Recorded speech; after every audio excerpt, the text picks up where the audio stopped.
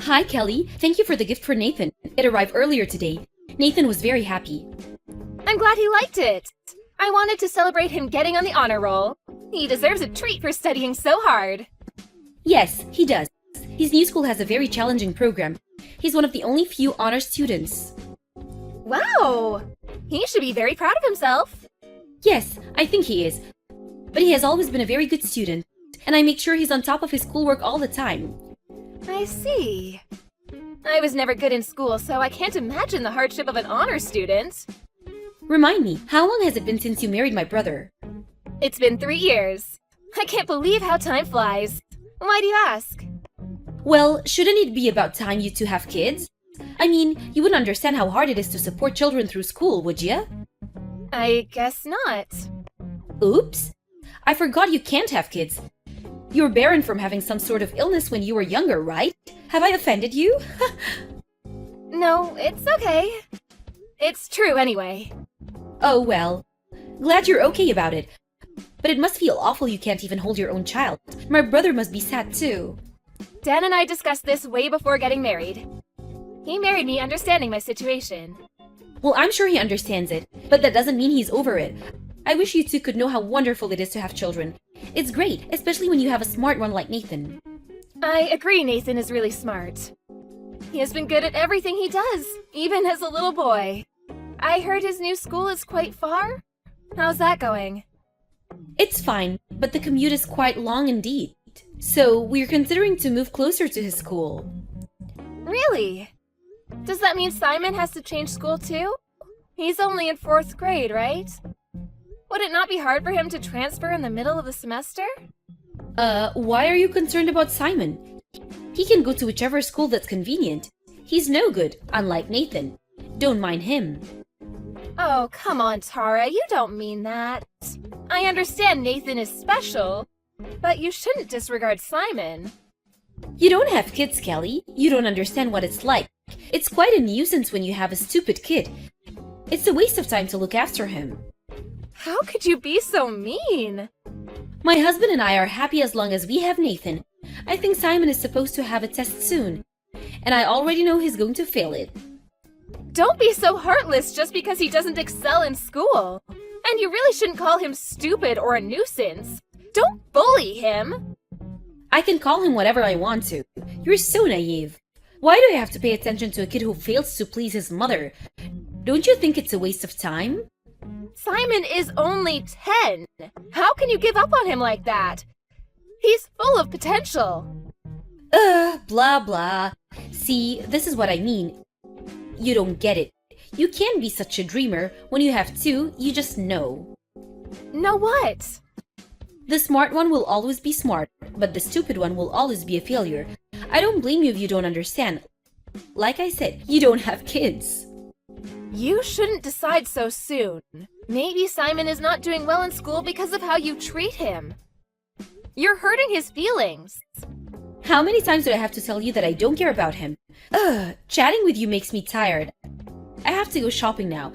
I only needed to say thank you for the gift. Bye now. Tara? What the heck is going on? Huh? What do you mean, Kelly? Simon came over to my house alone, crying. He said you told him to get out. That you even locked the door? Oh, that. He went to your place, huh? What do you want me to say? Sorry for the bother? No, that's not what I want you to say. You actually told him to get out, it's true? Yes. So what? Do you need to kick him out too? You can if you want to. Let's say I take him back to your place. Will he be allowed back into his house?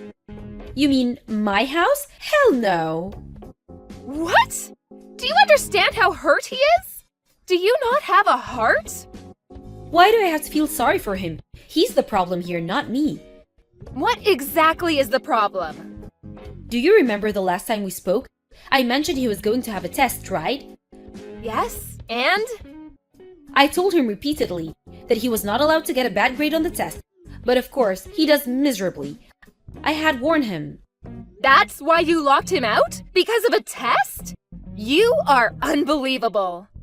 It's called discipline. You do something bad, you get scolded. He's an idiot.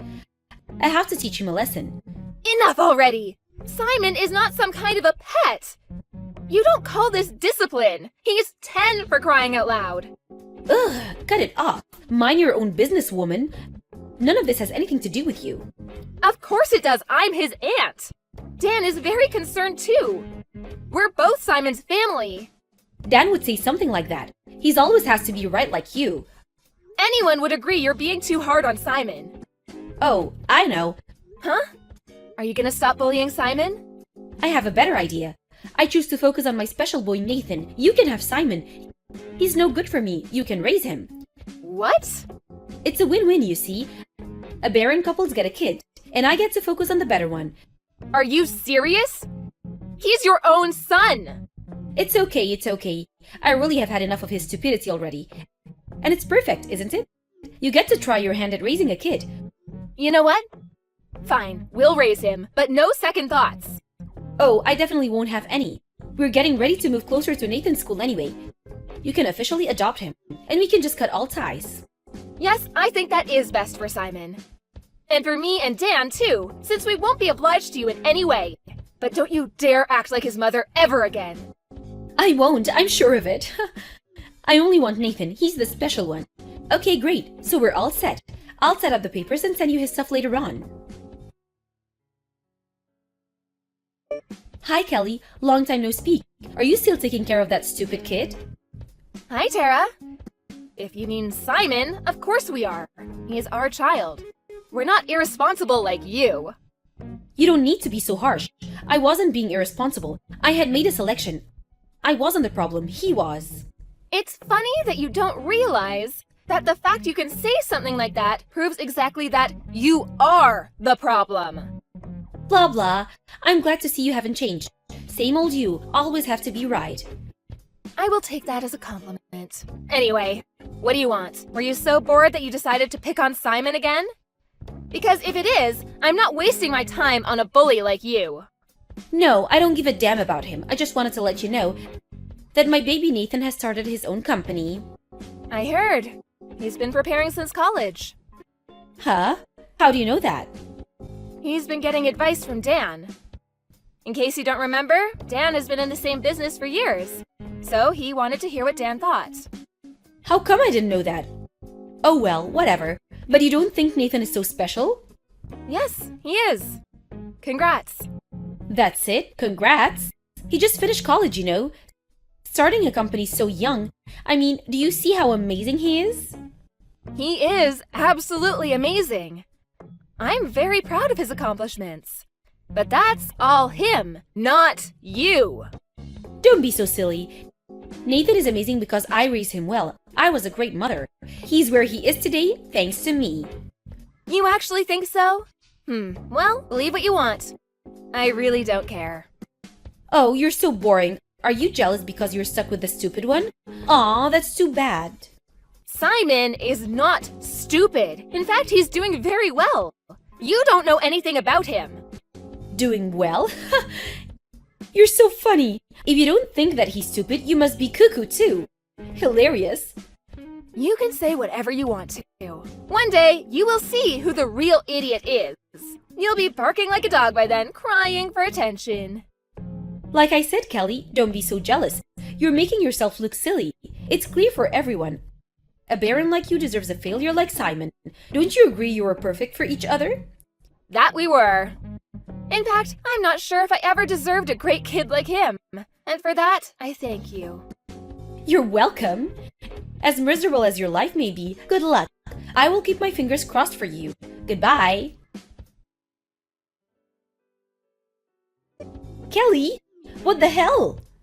Hi, Tara. Good evening to you too. What is it that you want? Don't act stupid. Nathan just called me. He said he wants to cut me off and that he's moving into your house. What the hell did you do to him? I didn't do anything.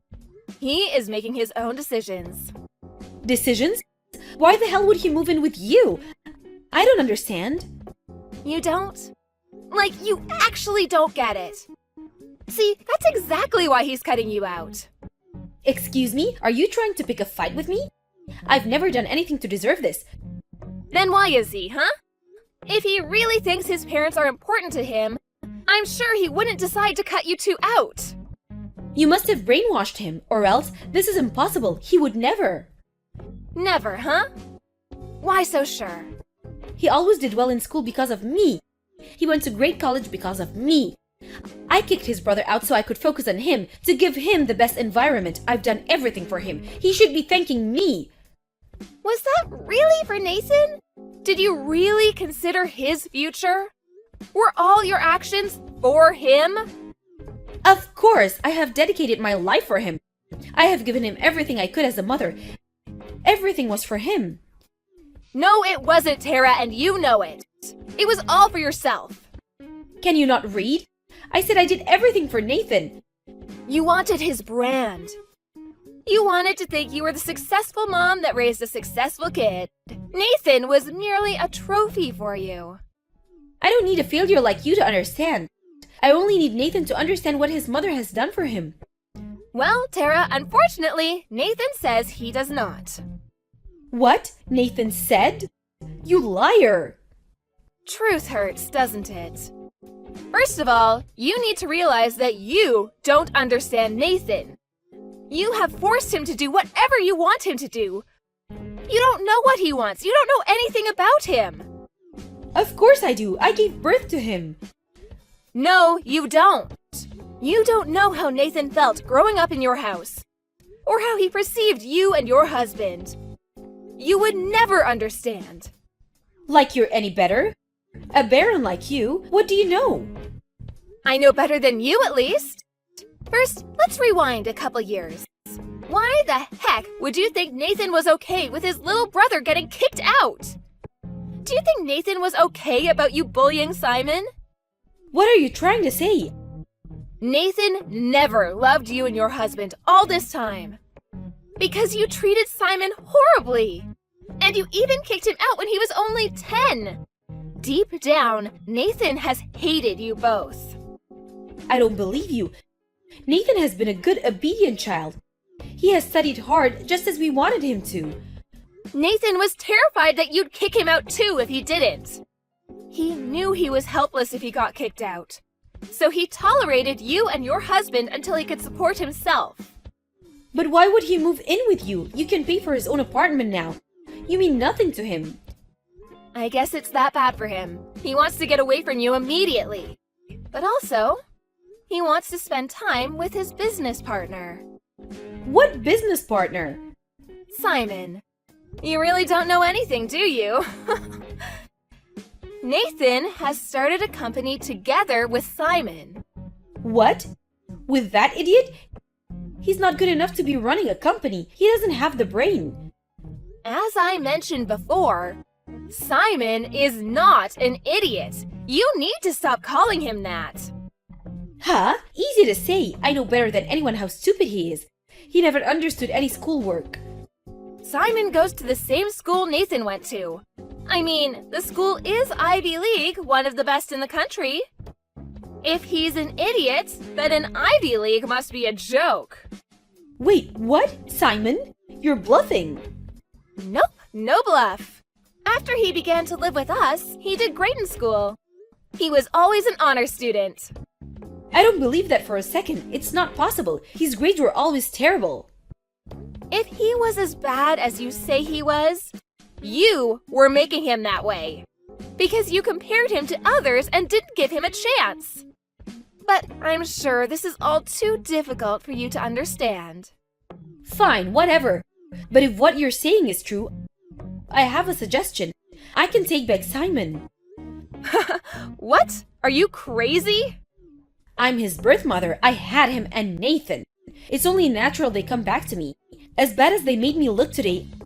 Okay, you know what? Just shut up. You are not good enough to be their mother. Are you listening to me? I had them both. You're in no place to tell me. You may have delivered them, but that's all. You did nothing for them. Nathan and Simon would never accept you.